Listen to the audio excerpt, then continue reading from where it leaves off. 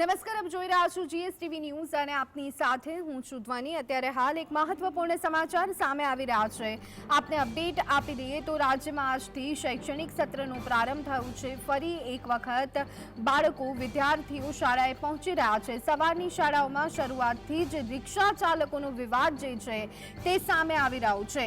કેટલાક સ્થળો પર ભાડા વધારાને લઈ અને અત્યારે હાલ વિવાદ જોવા મળી રહ્યો છે। રિક્ષા ચાલકોને લઈ અને વિવાદ જોવા મળી રહ્યો છે। કેટલાક સ્થળોએ વાહન ચાલકો હડતાલ પર ઉતર્યા હોવાના સમાચાર પણ સામે આવી રહ્યા છે।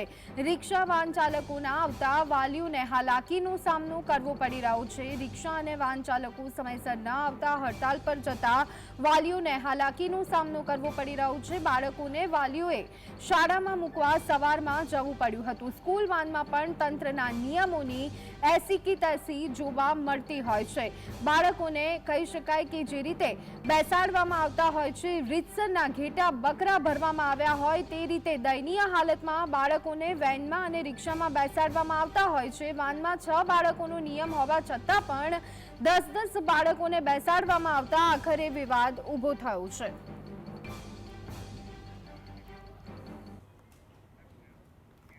તો ઉનાળુ વેકેશન બાદ આજથી ફરીથી શાળાઓ શરૂ થઈ છે। અમદાવાદમાં તલતીજ વિસ્તારમાં આવેલી ઉદ્ગમ સ્કૂલ ખાતે બાળકોનો જીવ જોખમમાં મુકાય તે રીતે સ્કૂલની બહાર સ્કૂલ વાનમાં ઘેટા બકરાની જેમ વિદ્યાર્થીઓને ભરવામાં આવ્યા હતા।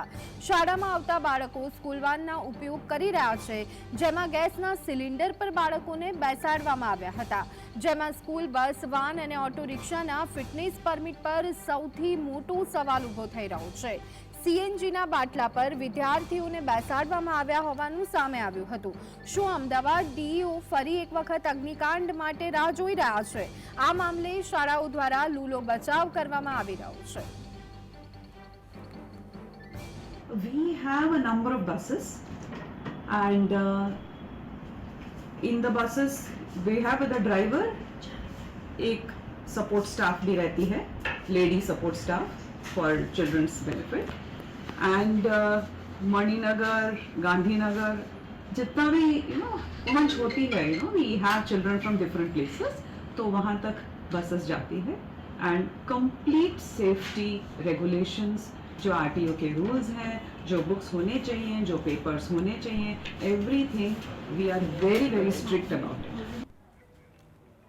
પંચમહાલના ગોધરા શહેર સહિત પંચમહાલ જિલ્લાની શાળાઓમાં આજથી વર્ષ 2024-25ના નવા શૈક્ષણિક સત્રનો પ્રારંભ થયો હતો। ઉનાળુ વેકેશન બાદ સ્કૂલો ફરી એકવાર શરૂ થઈ। જિલ્લાની તમામ સ્કૂલો નાના ભૂલકાઓ અને વિદ્યાર્થીઓના કલોહલથી ગુંજી ઉઠી હતી। સ્કૂલોમાં નવા વર્ષના પ્રથમ દિવસે વિદ્યાર્થીઓને આવકારવા માટે વિશેષ તૈયારી પણ કરવામાં આવી હતી। વિદ્યાર્થીઓને કંકુ અને ચોખા વડે તિલક કરી તેમનું સ્વાગત કરવામાં આવ્યું હતું।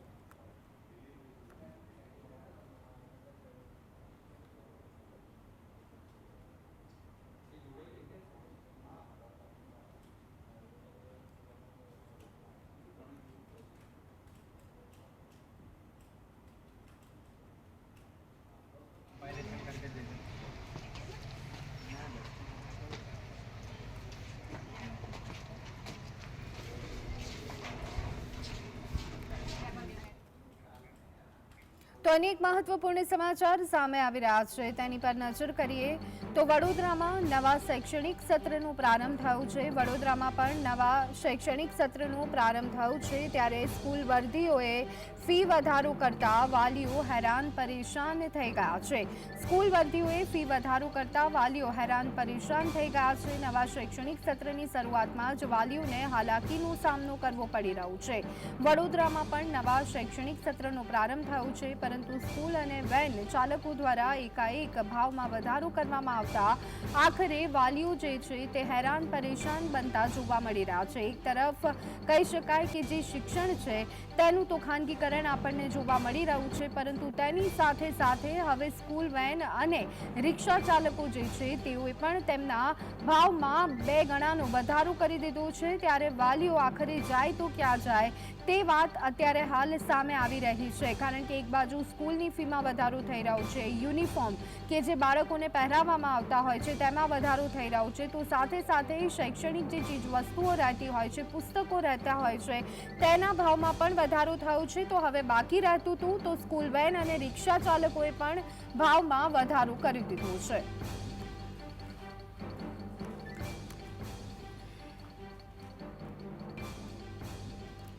તો આ સંદર્ભે વધુ અપડેટ મેળવી લઈએ. અમારા સંવાદદાતા રૂપેશ અમારી સાથે વડોદરાથી સીધા જ જોડાઈ ગયા છે. રૂપેશ, શિક્ષણનું તો ખાનગીકરણ થઈ રહ્યું છે. તમામ જે ચીજ વસ્તુઓ, યુનિફોર્મ ગણી લઈએ, ફી ગણી લઈએ, પુસ્તકો ગણી લઈએ, તમામમાં ભાવ વધારો જોવા મળી રહ્યો છે. તો હવે બાકી રહેતું હતું તો વેન ચાલકો, રિક્ષા ચાલકોએ પણ ભાવ વધારો કરી દીધો છે. શું વિગતો? જી ચોક્કસ, આપની વાત સાથે બિલકુલ સહેમત છું. શિક્ષણનું ખાનગીકરણ, સૌથી દુઃખદ વાત એ જ છે કે શિક્ષણનું ખાનગીકરણ એક તરફ જે એફઆરસી ની જે 5% ફી વધારાની મંજૂરી આપી છે, પરંતુ જે લોકો 20,000 ની ફી લખી હોય છે એ લોકો એની સામે 24-25,000 રૂપિયા ફી વસૂલતા હોવાની વાત છે. ઉપરાંત દર વર્ષે 5% તો અલગ, એટલે એફઆરસી ના નિયમ મુજબ જે ફીનું સ્ટ્રક્ચર લખેલું હોય છે એના કરતા 4-5,000 રૂપિયા વધારે તો લેવાય જ છે. અને ઉપરાંત ચારે બાજુ તમે જોવા જાઓ તો દરેક સ્કૂલમાં 5,000 વિદ્યાર્થીઓ વધારે ભણતા હોય, એટલે શાળા વિચાર કરી શકો છો કે જો 4,000 થી 5,000 રૂપિયા વધારે ઉઘરાવતી હોય તો 4,000 થી 5,000 વિદ્યાર્થીઓ શાળામાં ભણતા હોય તો કેટલા રૂપિયાની સ્કૂલને આવક થાય, સૌથી મોટી મહત્વની વાત. એટલે સરકાર એવું કરવું પડે કે ટોટલ આ લોકોની ઇન્કમ પ્લસ એ લોકોના એક્સપેન્ડિચર અને ત્યારબાદ જે પૈસા મળે એના પર ટેક્સ લગાડવો જોઈએ, તો આ લોકોને ખબર પડે. તો એ પૈસા સરકારે પોતાની પાસે જમા લઈ લેવા જોઈએ કે ભાઈ તમને વધારાના 10-20% તમારી સ્કૂલ દીઠ તમને વાપરવાના મળશે, અથવા તમારા એક્સપેન્ડિચર અથવા તમારું જે ઇન્ટરેસ્ટ ભરવાનું છે. આ ઉપરાંત એટલા બધા પૈસા આ લોકો પાસે વધે છે, બચે છે. સરકાર આ લોકોને માલેતીદાર બનાવી રહી છે, પરંતુ આ લોકો શાળા સંચાલકો લૂંટફાટ કરી રહ્યા છે. એમના પર જ કંટ્રોલ લાવવો જરૂરી છે. અને એફઆરસી બનાવ્યું તો એફઆરસી માત્ર કાગળ પર હોય એવું લાગે છે. અત્યાર સુધી એવા કોઈ ઠોસ પગલા નથી લીધા બેન કે જેનાથી એવું કહી શકાય. અને અધૂરમ પૂરું બાકી છે. તો આજે સ્કૂલો દ્વારા એક પત્ર જે છે બહાર પાડીને વાલીઓને ભરાવવામાં આવી રહ્યા છે કે એમનો ચાઇલ્ડ કેવી રીતે આવશે, જવાબદારી કોની, કઈ ટ્રાન્સપોર્ટમાં આવશે, એમાં મેડિકલ ફેસિલિટી છે કે નહીં, આ તમામ વાતો હવે વાલીઓ પર છોડવાની વાત આવી રહી છે. પરંતુ સૌથી મહત્વની વાત એ છે કે 50 સ્કૂલોના વેન માલિકો હોય છે, એમની પાસે જો આ ફોર્મ ભરાઈ જાય તો આ 5,000 વિદ્યાર્થીઓને તકલીફ બી ના પડે અને ફોર્મ જાતે જ સ્કૂલ ભરી દે.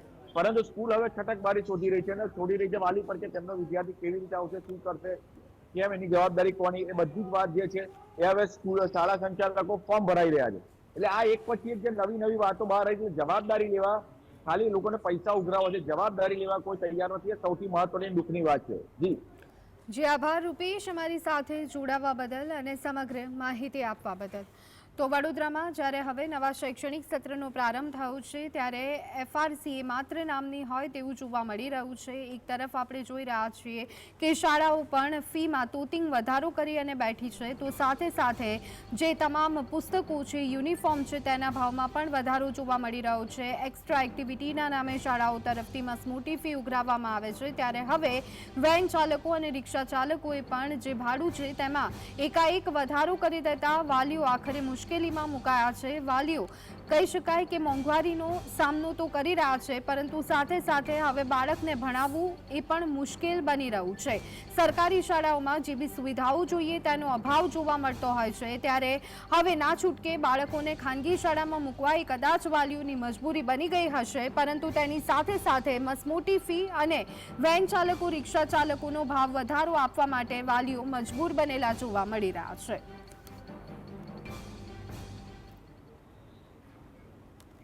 તો આજથી નવા શૈક્ષણિક સત્રનો પ્રારંભ થયો છે, ત્યારે અગ્નિકાંડ બાદ રાજકોટ તંત્ર જે છે તે સફાળું જાગ્યું છે, જેમાં સ્કૂલ વાન ચાલકો નિયમો પાલન ન કરતા હોવાથી આરટીઓ દ્વારા ચેકિંગ હાથ ધરવામાં આવ્યું. આ ચેકિંગ જ્યાં સુધી નિયમોનું પાલન નહીં થાય ત્યાં સુધી કરવામાં આવશે.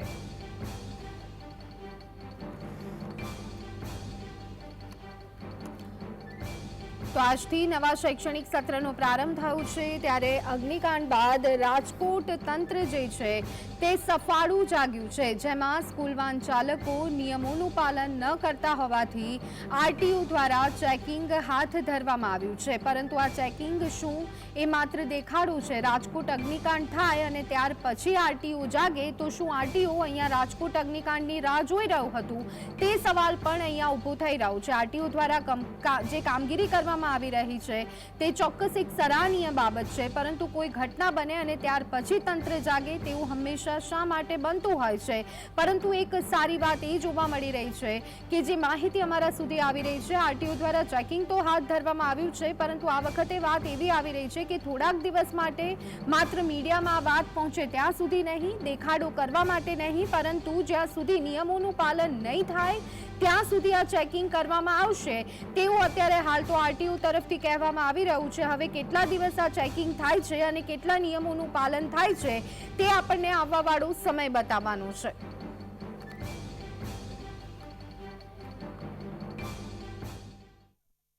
આજે જ્યારે સ્કૂલનું ઓપનિંગ થયું છે 13 તારીખે, એટલે અમે સઘન ચેકિંગ હાથ ધરવા અમે સાહેબની રાહબરી હેઠળ ચેકિંગ હાથ ધર્યું છે. અને એમાં જે નિયમ મુજબ છે કે 12 વર્ષથી વર્ષના ઓછા બાળકો હોય તો એને બમણી કેપેસિટીમાં બેસાડી શકાય. એનાથી વધારે હોય તો એના ઉપર અમે બ્રીચ ઓફ પરમિટ, અલગ અલગ ડોક્યુમેન્ટ, વીમો, પીયુસી એની કાર્યવાહી હાથ ધરીએ છીએ. વિદ્યાર્થીઓને કેપેસિટી કરતાં વધારે બેસાડવામાં આવેલા છે.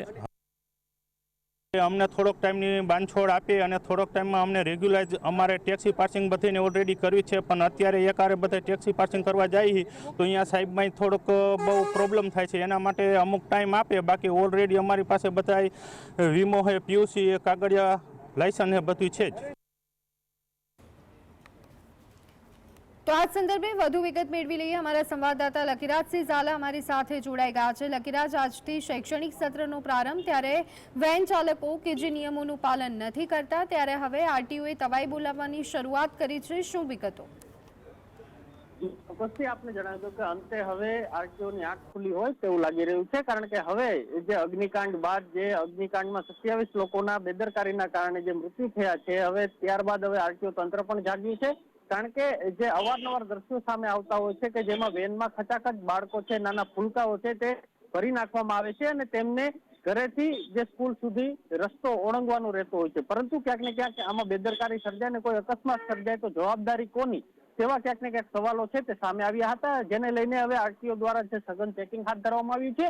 આ વખતે જ્યાં સુધી નિયમોનું પાલન ન થાય ત્યાં સુધી ચેકિંગ છે તે જે આરટીઓ દ્વારા કરવામાં આવશે તેવી વાત છે તે સામે આવી રહી છે. કારણ કે જ્યારે જે પ્રાઇવેટ વાહનમાં જે આ પ્રકારનું કૃત્ય આચરવું તે ખરેખર બેદરકારી કહેવાય, અને જોવા જઈએ તો અવારનવાર આ પ્રકારના દ્રશ્યો પણ સામે આવતા હોય છે કે જેના કારણે જે બાળકોના જે જીવ જોખમાય છે. એટલે ચોક્કસપણે હવે ક્યાર સુધી આરટીઓનું ચેકિંગ છે તે ચાલુ રહે તે જોવું રહેશે. હાલ તો જે અમુક જે વાહન ચાલકો છે તે જે હડતાલ ઉપર છે, તો અમુક જે વાહન ચાલકો છે તે હજી જે પોતાના વાહન લઈને હજુ પણ જે રાજકોટમાં દેખાઈ રહ્યા છે. જી આભાર લકીરાજ, અમારી સાથે જોડાવા બદલ અને સમગ્ર માહિતી આપવા બદલ.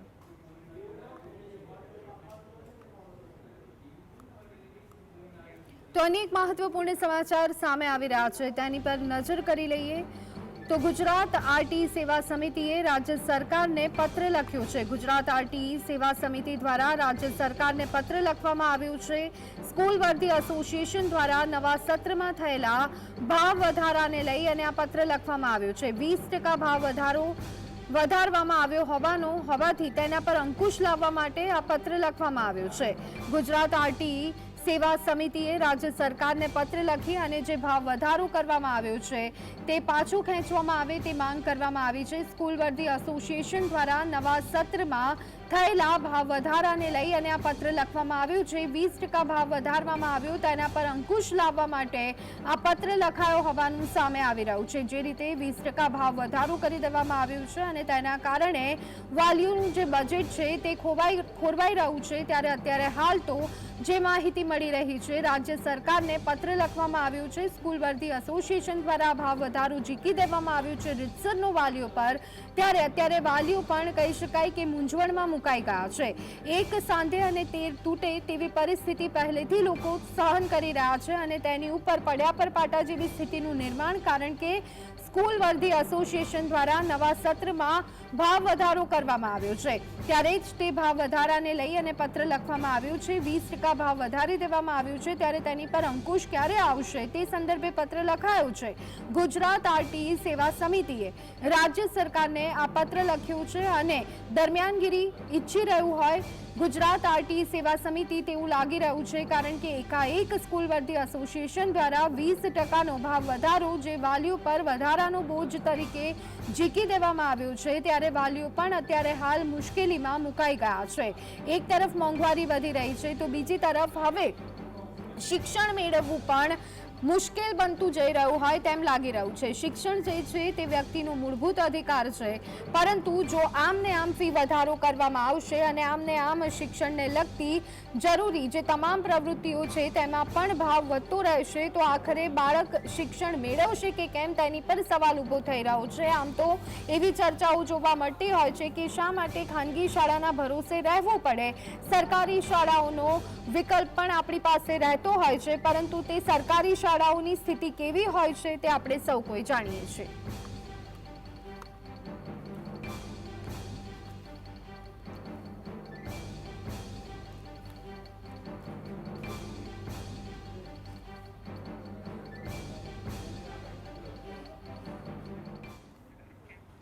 તો આ સંદર્ભે અત્યારે હાલ ચર્ચા માટે આપણી સાથે જોડાયા છે રાશિદજી, કે જેઓ આરટી સેવા સમિતિના કન્વીનર છે. રાશિદજી, આપનું સ્વાગત છે. Thank you madam. Rashidji, RT સેવા સમિતિ તરફથી રાજ્ય સરકારને પત્ર લખવામાં આવ્યો છે. શું લાગે છે કે આજે 20% ભાવ વધારો એકાએક ઝીકી દેવામાં આવ્યો છે સ્કૂલ વર્ધી એસોસિએશને, તેમાં આપણને કોઈ ફેરફાર જોવા મળશે? સરકાર કઈ કાઠું કાઢી શકશે?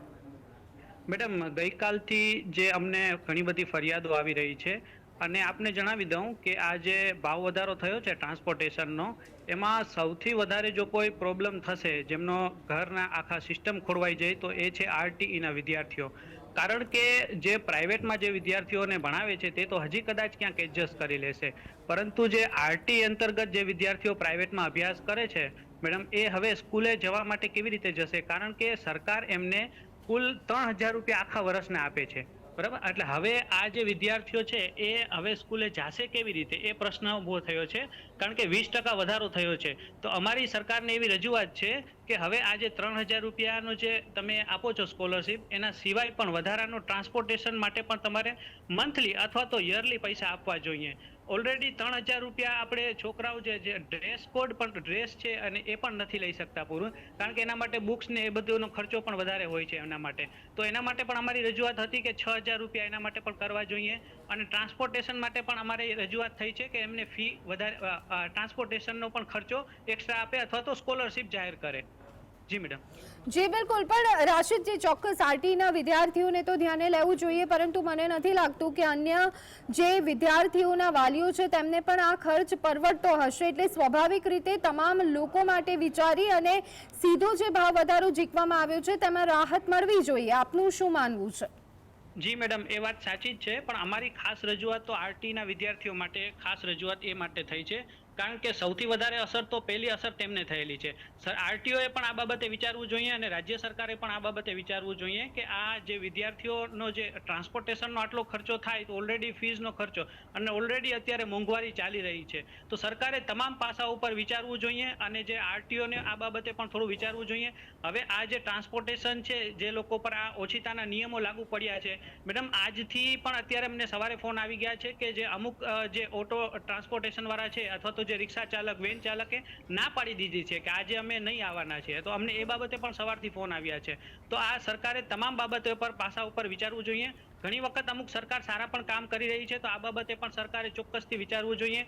ખાસ આરટીના વિદ્યાર્થીઓની અમારી રજૂઆત હતી કે એમને પણ માટે પણ આ સ્કોલરશીપ માટે આપવી જોઈએ, અથવા તો પરિવહનની જે સ્કોલરશીપ છે તે પણ જાહેર કરવી જોઈએ. કારણ કે આરટીના વિદ્યાર્થીઓ છે ને મેડમ, એ તો ખાસ નબળા અને વંચિત જૂથના બાળકો જ છે.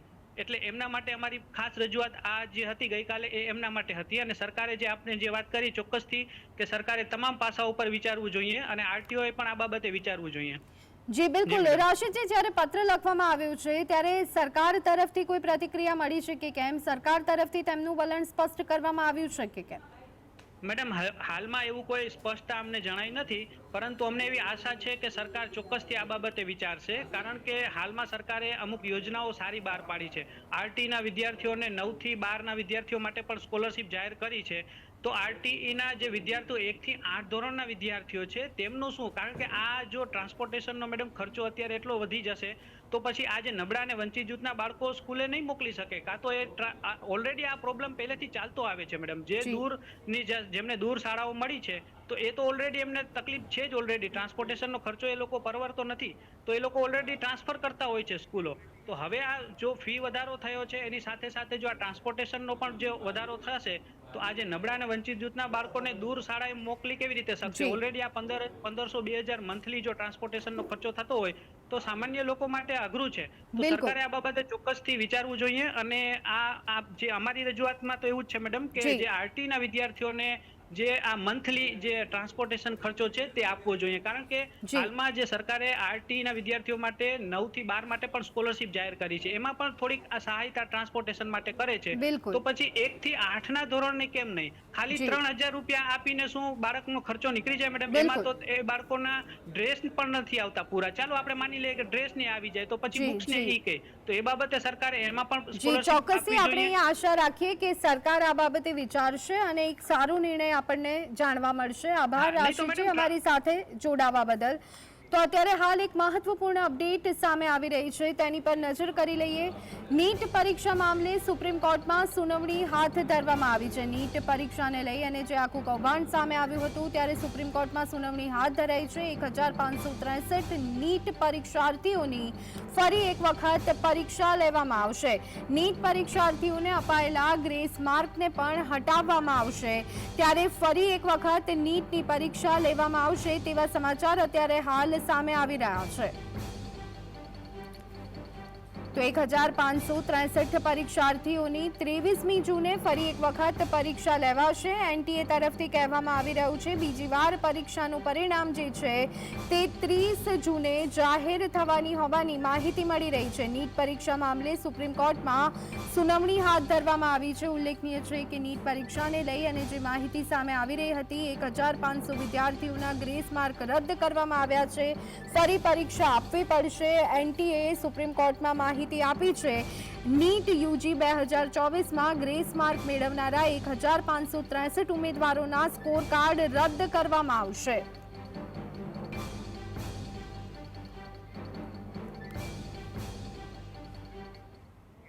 તો પંચમહાલના ગોધરા શહેર સહિત પંચમહાલ જિલ્લાની શાળાઓમાં આજથી વર્ષ 2024-25ના નવા શૈક્ષણિક સત્રનો પ્રારંભ થયો હતો. ઉનાળુ વેકેશન બાદ સ્કૂલો ફરી એકવાર શરૂ થઈ. જિલ્લાની તમામ સ્કૂલો નાના ભૂલકાઓ અને વિદ્યાર્થીઓના કાલુહલથી ગુંજી ઉઠી હતી. સ્કૂલોમાં નવા વર્ષના પ્રથમ દિવસે વિદ્યાર્થીઓને આવકારવા વિશેષ તૈયારી કરાઈ હતી. વિદ્યાર્થીઓને કંકુ ચોખા વડે તિલક કરી અને તેમનું સ્વાગત કરવામાં આવ્યું હતું.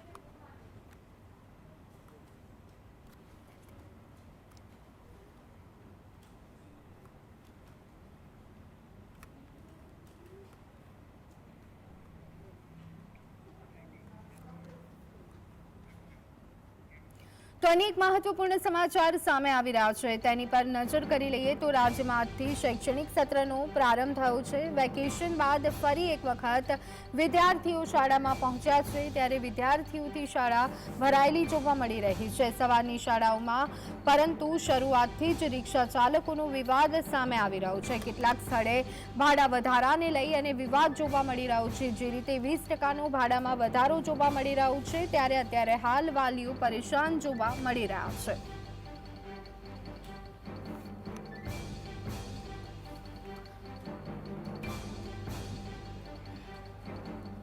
તો આ સંદર્ભે વધુ વિગત મેળવી લઈએ. અમારા સંવાદદાતા ફઝલ અમારી સાથે જોડાઈ ગયા છે સુરેન્દ્રનગરથી. ફઝલ, શૈક્ષણિક સત્રનો પ્રારંભ, રિક્ષા અને વાહન ચાલકોએ ભાડામાં વધારો કર્યો છે. શું વિગતો સામે આવી રહી છે? શું કહેવું છે વાલીઓનું?